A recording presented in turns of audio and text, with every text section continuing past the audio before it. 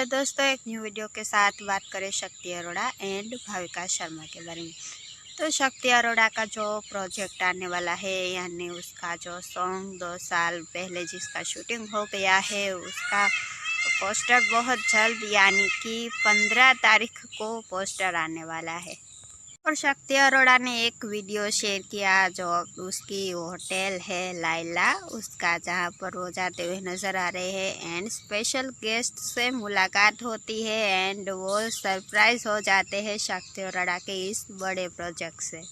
ये भाविका शर्मा के बारे में, तो हाल ही में भाविका मैजिक जो है खूब चल रहा है, बहुत अच्छा चल रहा है। और अभी अभी वो नज़र आ रही थी अपनी गर्ल्स गैंग के साथ, किनारी मेहता के साथ, जो कि एक बहुत बड़ी हस्ती है एंड गणेश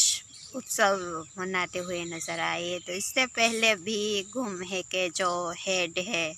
तो इससे पहले भी गुम है के जो हेड है पंकज कौशिक, उसके वहाँ भी गणेश उत्सव मनाया गया था, जहाँ पर स्पेशली भाविका शर्मा एंड हरिणी को देखा गया एंड जब गणेश विसर्जन में डांस भी खूब किया दोनों ने एंड स्पेशली भाविका शर्मा, हरिणी ने साड़ी पहनी थी हुई थी एंड भाविका सिंपल लुक में भी बहुत प्यारी लग रही थी।